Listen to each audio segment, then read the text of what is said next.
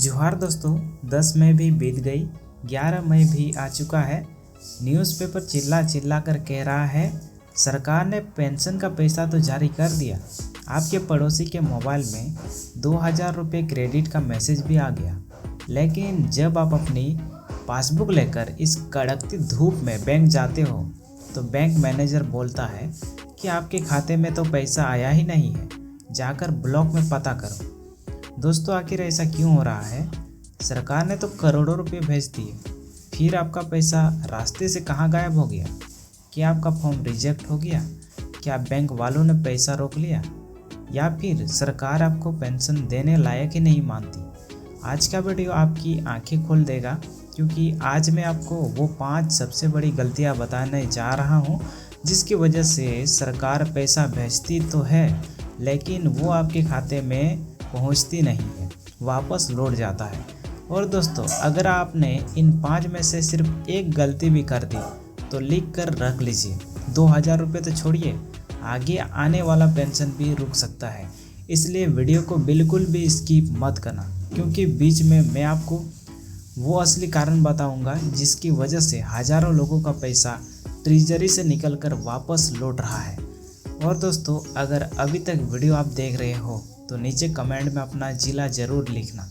देखते हैं आज झारखंड का कौन सा ज़िला सबसे ज़्यादा परेशान है। दोस्तों, सोचिए एक बुजुर्ग दादा के बारे में, उम्र 60 साल, हाथ में पासबुक, धूप में पसीना बहाते हुए बैंक पहुँचे। उन्हें उम्मीद रहती है कि शायद पेंशन का पैसा आ गया होगा और आज पैसा मुझे मिल जाएगा, लेकिन बैंक वाला बोलता है अकाउंट में कुछ नहीं आया। अब वो दादा क्या करेंगे?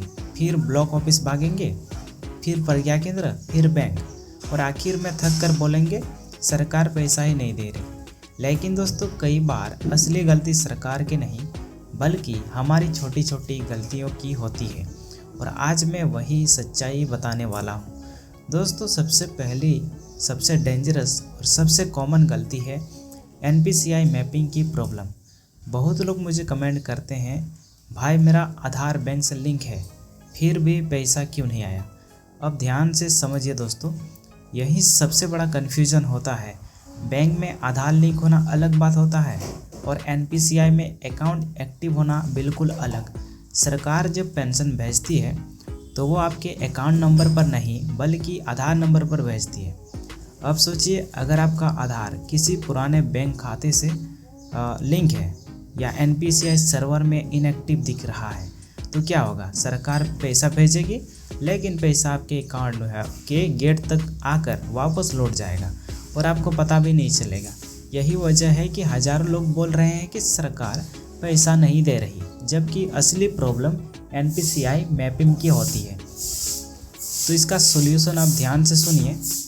कल ही बैंक जाइए और मैनेजर से साफ बोलिए, सर मेरा सिर्फ आधार लिंक नहीं, बल्कि मेरा NPCI मैपिंग और DBT एक्टिव चेक कीजिए, क्योंकि इसके लिए अलग प्रोसेस होती है। और दोस्तों, अगर बैंक वाला बोले सब ठीक है तो उससे लिखित प्रूफ या स्टेटस जरूर मांगिए। लेकिन दोस्तों, अब जो दूसरी गलती मैं बताने जा रहा हूँ, उसकी वजह से कई लोगों का फॉर्म सीधे रिजेक्ट लिस्ट में चला गया है। दोस्तों, दूसरी सबसे बड़ी गलती है नाम और स्पेलिंग में गड़बड़ी। अब आप सोच रहे होंगे, नाम में छोटी सी गलती से क्या होगा? लेकिन दोस्तों, सिस्टम इंसान नहीं कंप्यूटर चलाता है, और कंप्यूटर को एक अक्षर भी अलग मिला तो वो आपका पेमेंट रोक देता है। मान लीजिए आपका आधार कार्ड में नाम है राम कुमार, ठीक है, लेकिन बैंक में नाम लिखा है राम कुमार मंडल। बस यही गेम ओवर हो जाता है। कई बार डेट ऑफ बर्थ अलग, कहीं फादर नेम अलग, कहीं सर नेम अलग या मिसिंग, और सिस्टम तुरंत फॉर्म रिजेक्ट कर देता है। और दुख की बात क्या है कि कई बुजुर्गों को सालों तक पता ही नहीं चलता कि उनका फॉर्म मिसमैच की वजह से रुका हुआ है। इसका सॉल्यूशन है, किसी भी आप प्रज्ञा केंद्र पर जाकर आपको चेक करना है कि आपका पेंशन किस नाम से अप्रूव्ड हुआ है। फिर वही सेम स्पेलिंग आधार में होना चाहिए, बैंक पासबुक में होना चाहिए, और पेंशन फॉर्म में होनी चाहिए। उसके बाद गलती नंबर 3। दोस्तों, अब जो तीसरी गलती है उसे सुनकर शायद आपको गुस्सा भी आए और डर भी लगे। सरकार अब हज़ारों लोगों को सस्पिशियस मान रही है। क्यों? क्योंकि झारखंड में ऐसे केसेस मिले हैं जहां मर चुके लोगों के नाम पर पेंशन निकाला जा रहा है।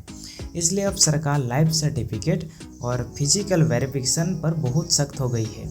अगर आपने पिछले साल KYC नहीं कराया, लाइफ सर्टिफिकेट नहीं दिया या वेरिफिकेशन मिस कर दिया तो सिस्टम आपको इनएक्टिव मान सकता है, यानी सरकार की नज़र में आप जिंदा साबित ही नहीं हुए और इसी वजह से पेमेंट होल्ड हो जाता है। फिर बोल रहा हूँ दोस्तों आपसे कि 15 मई से 30 मई के बीच वेरिफिकेशन ज़रूर करवाइए। गांव में है तो पंचायत सचिव के पास जाइए और साथ में आधार, बैंक पासबुक, मोबाइल नंबर ज़रूर लेकर साथ जाइए। वैसे दोस्तों, अगर आपके आसपास किसी का पेंशन रुका हुआ है तो अभी इस वीडियो को उनके साथ ज़रूर शेयर कर देना। हो सकता है आपकी वजह से किसी बुजुर्ग का पैसा बच जाए। दोस्तों, चौथी गलती बहुत डेंजरस है और ये गलती ज़्यादातर बुजुर्ग कर देते हैं। डोरमेंट अकाउंट का यानी बंद खाता। कई बुजुर्गों के अकाउंट में महीने तक कोई ट्रांजैक्शन नहीं होता है। आपको भी पता है, वो लगभग 1-2 महीने में या कभी कभार बहुत 3-4 महीने या 5-6 महीने में एक बार पैसा निकालते हैं। ठीक है, तो इससे ट्रांजैक्शन ना होने के कारण अकाउंट इनएक्टिव हो जाता है। ना पैसा निकाला, ना जमा किया और बैंक अकाउंट को इनएक्टिव बना देता है। अब सोचिए, अगर अकाउंट इनएक्टिव हो गया तो पेंशन का पैसा कैसे आएगा? इसका सॉल्यूशन है, आज ही आपको बैंक जाना है, कम से कम 100 रुपया जमा करना है या 50 रुपया निकालना है। मतलब कोई सा भी एक ट्रांजैक्शन आपको कर लेना है। कम से कम महीने में आपको सिर्फ एक बार ट्रांजैक्शन कर देना है, चाहे आप जमा करो चाहे निकालो, ताकि अकाउंट एक्टिव रहे। और दोस्तों, अब सबसे आखिरी लेकिन सबसे खतरनाक गलती, दलालों और बिचौलियों के चक्कर में मत पड़ना। ठीक है, आप जल्दी काम करवाने के लिए किसी लोकल आदमी को 100-200 दे देते हो। वो बोलता है मैं सब करा दूंगा, लेकिन कई बार वही आदमी फॉर्म जमा नहीं करता, आपका मोबाइल नंबर डाल देता है, अपना मोबाइल नंबर डाल देता है, गलत अकाउंट डाल देता है और बाद में गरीब बुजुर्ग परेशान होते रहते हैं। इसलिए दोस्तों, सीधे प्रज्ञा केंद्र, CSC सेंटर या ब्लॉक ऑफिस से ही आपको काम करवाना है। तो दोस्तों, ये थी वो 5 ऐसी बड़ी गलतियाँ जो आपके और आपके हक के 2000 रुपये के बीच दीवार बनकर खड़ी है। अगर अभी तक पैसा नहीं आया तो घबराइए मत। स्टेप बाय स्टेप आपको NPCI चेक करिए, नेम मिसमैच मतलब नेम आपको मैच कराना है, अगर मिसमैच है तो वेरिफिकेशन आपको करवाना है, अकाउंट एक्टिव रखना है। और दोस्तों, अब मैं चाहता हूं कि नीचे कमेंट बॉक्स में आप अपनी प्रॉब्लम ज़रूर लिखें। NPCI issue, name mismatch, KYC pending, bank problem और साथ में अपना ज़िला भी कमेंट में ज़रूर लिखिए, ताकि मैं अगले वीडियो में आपके ज़िले का अपडेट दे सकूं। अगर हेमरम डिजिटल की ये जानकारी काम की लगी हो तो वीडियो को लाइक ज़रूर करें, अपने गांव और व्हाट्सएप ग्रुप में शेयर ज़रूर करें, क्योंकि पेंशन का अगला बड़ा अपडेट सबसे पहले आपको यही मिलेगा। अपना और अपने बुजुर्गों का ख्याल रखिए। मैं मिलता हूं आपको हेमरम डिजिटल की एक और अपडेट वीडियो के साथ। तब तक के लिए जय हिंद, जय झारखंड और हेमरम डिजिटल। तो दोस्तों, क्या आपके मोबाइल में आज बैंक का मैसेज आया? क्या आपके फ़ोन में वो टन वाली घंटी बजी? या अभी भी आप बार बार मोबाइल खोलकर बैलेंस चेक कर रहे हो? लेकिन रुकिए, घबराइए मत, क्योंकि आज के इस वीडियो में मैं आपको सिर्फ बातें नहीं बताने वाला, बल्कि लाइव प्रूफ दिखाऊंगा कि किन जिलों में पैसा रिलीज होने की प्रक्रिया शुरू हो चुकी है और अगर आपके खाते में अभी तक पैसा रिसीव नहीं हुई है तो उसका सबसे बड़ा कारण क्या है। और दोस्तों, वीडियो के बीच में मैं आपको वो तरीका भी बताऊंगा जिससे आप घर बैठे मोबाइल से पता लगा सकते हैं कि आपका पैसा रास्ते में है या बैंक अकाउंट से वापस लौट गया है। और अगर आपने वो एक गलती कर दी तो समझ लीजिए सरकार पैसा भेजेगी, लेकिन आपके खाते में पैसा नहीं मिलेगा। इसलिए दोस्तों, आज का वीडियो बहुत ध्यान से देखना, क्योंकि आज की जानकारी सीधे आपके बैंक अकाउंट से जुड़ी हुई है। और दोस्तों, अगर आप अभी तक वीडियो देख रहे हो तो नीचे कमेंट में अपना ज़िला ज़रूर कमेंट करें। देखते हैं आज झारखंड का कौन कौन सा ज़िला सबसे ज़्यादा एक्टिव है। दोस्तों, सबसे पहले एक बात समझ लीजिए, जब सरकार पेंशन भेजती है तो कोई आदमी बाइक में बैठकर पैसा लेकर नहीं आता। पूरा सिस्टम DBT यानी डायरेक्ट बेनिफिट ट्रांसफ़र से चलता है। अब सोचिए, झारखंड में लाखों लोग पेंशन लेते हैं। जब ट्रेजरी से एक साथ लाखों खातों में पैसा भेजा जाता है तो बैंक का सर्वर कई बार स्लो हो जाता है। और यही वजह है कि किसी ज़िले में पहले पैसा दिखता है और किसी ज़िले में 1 या 2 दिन बाद। अब बात करते हैं लाइव अपडेट की। तो सुबह से लगातार मुझे कई लोगों के कमेंट्स और मैसेजेस मिल रहे हैं। कुछ लोगों का कहना है कि भाई हमारे इलाके में ब्लॉक लेवल से क्लियरेंस शुरू हो गया है। रांची की तरफ से, दुमका की तरफ से, धनबाद, पलामू, कुछ ज़िलों में हलचल तेज़ हो चुकी है। लेकिन दोस्तों एक बात याद रखिए, पैसा पूरे झारखंड में एक साथ नहीं मिलता, ये बैच वाइज आता है। हो सकता है आपके पड़ोसी के खाते में आज शाम तक पैसा आ जाए और आपका पैसा कल सुबह आए। इसलिए अगर अभी तक पैसा नहीं आया तो पैनिक होने की ज़रूरत नहीं है, क्योंकि सबसे बड़ी गलती लोग यही करते हैं। 2 घंटे में घबरा कर बोलते हैं सरकार पैसा नहीं दे रही, जबकि प्रोसेस अभी चल रही होती है। दोस्तों मैं आपको एक सच्चाई बताता हूँ। आज सुबह एक बुजुर्ग बाबा का कॉल आया था मेरे पास। उन्होंने लिखा, बेटा सुबह 6 बजे से बैंक गया था लेकिन पैसा नहीं आया। अब सोचिए दोस्तों, इतनी गर्मी, इतनी भीड़ और ऊपर से उम्मीद टूट जाना। यही वजह है कि मैं बार बार कहता हूँ कि बिना चेक किए सीधे बैंक मत भागिए, क्योंकि कई बार पैसा रास्ते में होता है लेकिन सर्वर अपडेट नहीं हुआ होता। लेकिन दोस्तों अब सबसे ज़रूरी सवाल ये है कि घर बैठे कैसे पता करें कि पैसा आने वाला है या आपका अकाउंट प्रॉब्लम में है। यहीं पर सबसे ज़्यादा लोग गलती करते हैं।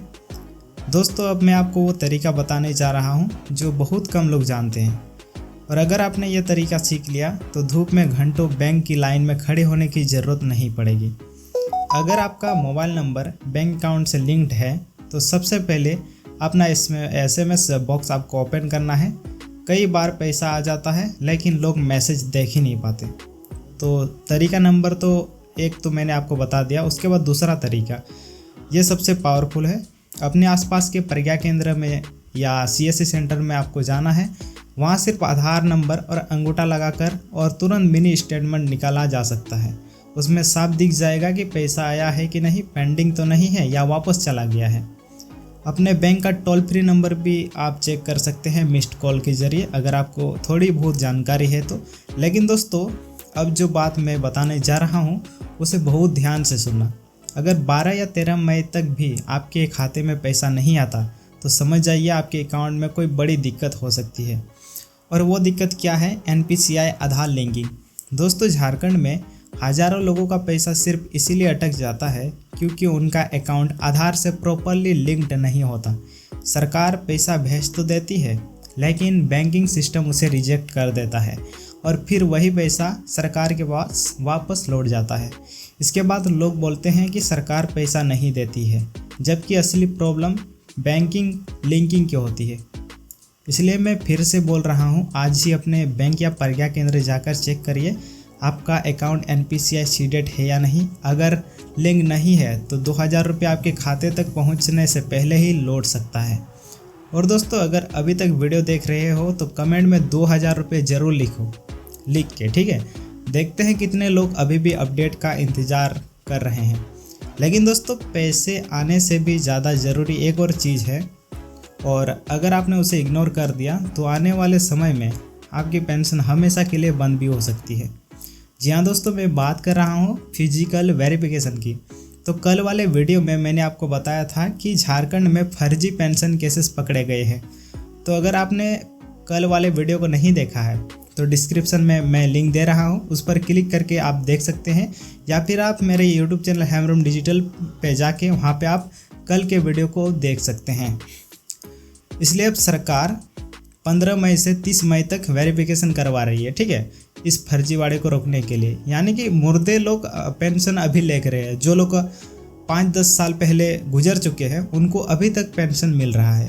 इसलिए सरकार 15 मई से लेके 30 मई तक वेरिफिकेशन करवा रही है। और ध्यान रखिए, अगर आपने वेरिफिकेशन नहीं कराया तो आपका नाम लिस्ट से हट भी सकता है। मैं फिर से बोल रहा हूँ दोस्तों, 15 से 30 मई तक, ये तारीख मत भूलना। गांव में रहते हो तो पंचायत सचिव के पास आपको जाना है, शहर में रहते हो तो रेवेन्यू इंस्पेक्टर के पास जाना है। साथ में क्या क्या ले जाना मैं आपको बता देता हूँ।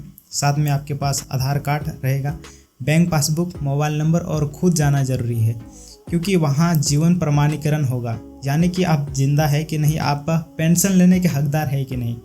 और दोस्तों अगर आपके खाते में आज 2000 रुपये आ भी जाए तो खुश होकर घर में मत बैठ जाना, क्योंकि वेरिफिकेशन नहीं कराया तो हो सकता है आपका अगला महीने का पेंशन रोक दी जाए, तो ये आपकी आखिरी पेंशन भी हो सकती है।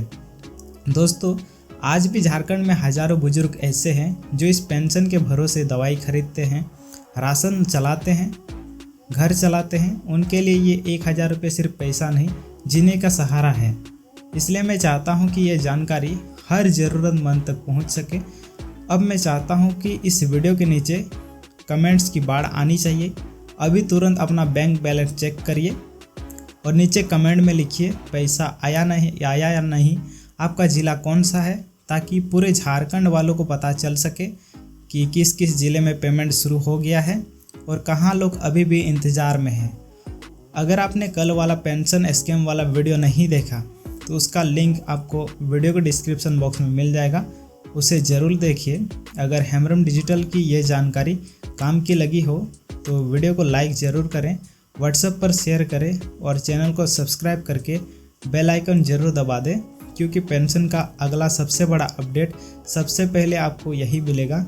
अपना और अपने बुजुर्गों का ख्याल रखिए। तब तक के लिए जय हिंद, जय झारखंड, जोहार। मिलते हैं एक और नए अपडेट के साथ। तब तक के लिए जुड़े रहिए हेम्ब्रम डिजिटल के साथ।